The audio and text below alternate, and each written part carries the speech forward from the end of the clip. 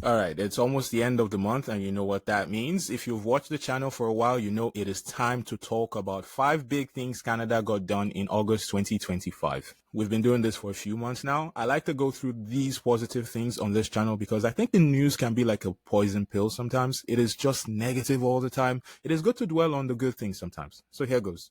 At number one, Atlantic Spaceport Complex construction. In August 2025, Canada officially broke ground on its first commercial spaceport. That's exciting. The Atlantic Spaceport Complex, or ASX, is located near St. Lawrence, Newfoundland and Labrador. This marks a historic leap forward in Canada's space ambitions. Nordspace, a Canadian aerospace startup, is developing this project. The site is being built entirely with domestic resources, including in-house 3D printed rocket engines. The initial $10 million phase includes 2 launch facilities, the SLC-01 for orbital rockets like the Tundra and SLC-02 for suborbital missions and space domain awareness tracking. The economic impact is expected to be significant. Nearly 650 jobs created and $2.5 billion in activity is projected by 2035. Their orbital rocket Tundra is set to debut in 2027 with capabilities comparable to Rocket Lab's Electron. Rocket Lab is another big name in the space. In 2026, Nordspace will launch its first satellite, Terra Nova, aboard a SpaceX Falcon 9 rideshare. And further down the line, they plan to scale up to Titan, a reusable rocket capable of lifting 5 tons to low Earth orbit. Look, Canada has long played a supporting role in space. The Canadarm, a Canadian invention, is still used on the International Space Station today. RadarSat is another great Canadian space tech. It is a series of Earth observation satellites developed by the Canadian Space Agency. So yeah, Canada has had a great influence on space, but with ASX, Canada is stepping into a leadership position. This isn't just a launch site. It is a launch pad for Canada's future in space. Here's number 2. Drop in international student and worker arrivals. This was reported August 26, 2025. Canada is seeing a sharp decline in the number of international students and foreign workers arriving in the country. And that's a trend that's already reshaping housing, education, and labor markets. I don't know if you guys have noticed, rent is down right now. According to new data from Immigration, Refugee, and Citizenships Canada, IRCC for short, between January and June 2025, Canada welcomed 88,617 fewer international students and 125,903 fewer foreign workers compared to the same period in 2024. That's a 70% drop in student arrivals and a 50% drop in worker arrivals. I know, you wouldn't know that if you listen to Pierre Poilievre for 5 minutes, right?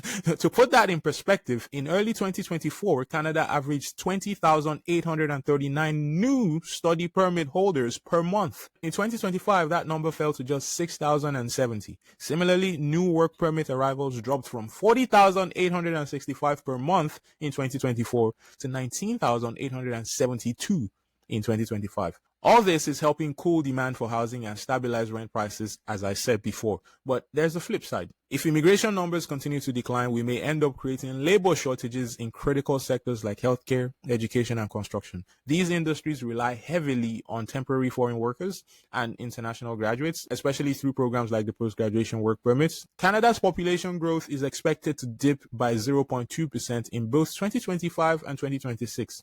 Which will give cities time to catch up on housing and infrastructure. But experts warn that without enough skilled workers, especially in the trades and care professions, the country may struggle to meet its housing and service delivery goals. Look, I'm just going to say it. It will probably be a great time to be in the trades over the next few years. Marconi has said this in the past, so get in there. Get your kids in there. Here's number 3. Canadian banks post strong Q3 results. Canada's major banks, RBC, BMO, and Scotiabank, have posted strong third-quarter earnings, beating analyst expectations.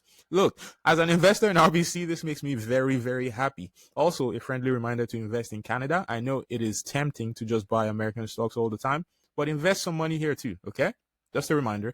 Anyways, these great earnings are lifting investor confidence across the TSX. Let's talk about RBC's results. RBC reported a net income of $5.4 billion, up 21% from last year.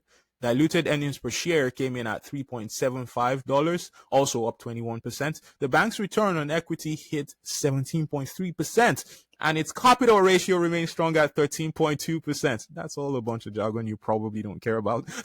My whole point is that it was great, okay? RBC's performance was driven by strength in capital markets, personal banking, and wealth management. The bank returned $3.1 billion to shareholders like me through dividends and buybacks. I was happy to get my dividends, by the way. Thank you, RBC. Anyways, BMO also reported.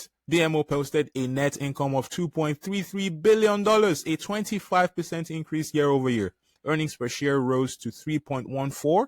Growth was fueled by strong U.S. operations and wealth management. BMO also announced the acquisition of Burgundy Asset Management to expand its high net worth services. Oh yeah, let's talk about Scotiabank. Scotiabank also did the business. Scotiabank reported $2.53 billion in net income, up 32% from last year. The bank saw strong results in global banking and international markets, with assets under management growing to $407 billion, a 12% increase.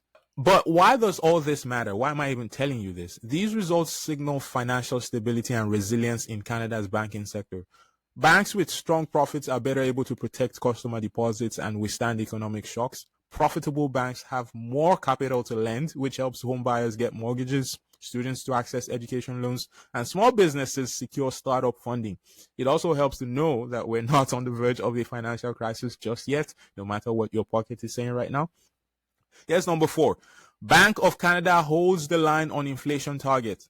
This next one is also a finance-related one, which probably could impact your mortgage. Governor Tiff Macklem has confirmed that the Bank of Canada will maintain its long-standing 2% inflation target during the upcoming 2026 policy framework review. The bank had been exploring whether its inflation target needed to evolve, especially in the light of recent global supply chain disruptions, trade tensions, and housing affordability challenges. Tiff Macklem explained that while the bank was reviewing how to better respond to supply shocks and measure core inflation, the 2% target remains the best tool for maintaining price stability.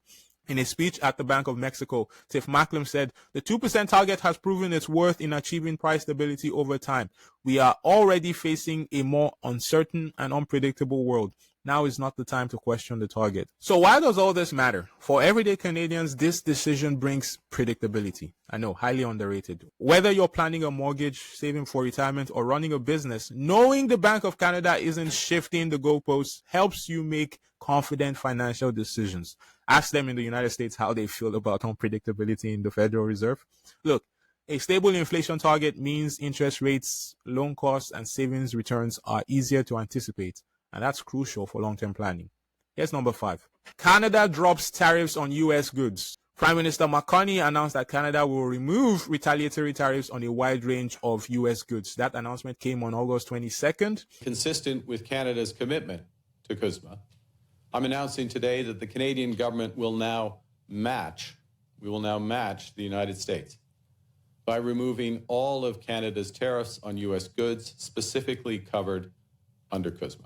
He has removed retaliatory tariffs on goods like orange juice, wine, peanut butter, and appliances starting September 1st. Tariffs on steel, aluminum, and automobiles will remain in place. Conservative leader Pierre Poilievre accused Carney of capitulating to the U.S. without securing reciprocal concessions. And I was expecting that when the call was reported that we'd find that President Trump had given us something in return, that Mr. Carney, being the negotiator he promised he would be, that he would get something after giving something. But not so. Today we learn that it has been yet another capitulation and climb down by Mark Carney. His elbows have mysteriously gone missing. Poilievre has argued that Canada should have demanded full tariff removal from the U.S. in exchange, especially on steel and autos. Look, of course, Pierre Poilievre would say that. He is the opposition leader. But I think we've learned from how Trump has negotiated with other countries that Carney was never going to get that, right?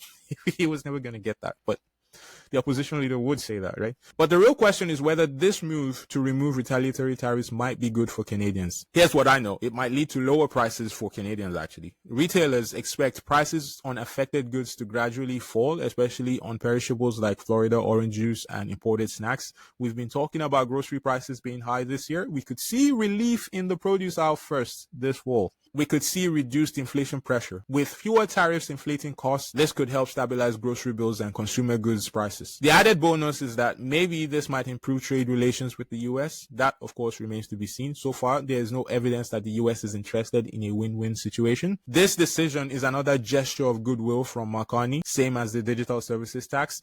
Maybe it might help to restart stalled negotiations with the US and prepare for the upcoming CUSMA review. Apparently, 85% of Canada's trade with the US is still tariff-free, even with these sectoral tariffs. As I've said before, I suspect Trump might try to sneak in baseline tariffs into CUSMA. We'll see, right? The key question is whether Carney's government can now leverage this goodwill to secure better terms for Canadian industries still under pressure. I'm talking about those sectoral tariffs. Again, there is no evidence that Trump is interested in a win-win. Anyways, you guys let me know, how would you rate Canada's achievements in August? Give it a score out of 10. For me, it's a 5. I haven't seen anything to blow me away, but we're hanging in there. Let me know your score in the comments and subscribe if you're new to the channel. I'll see you next time. Take care, you guys.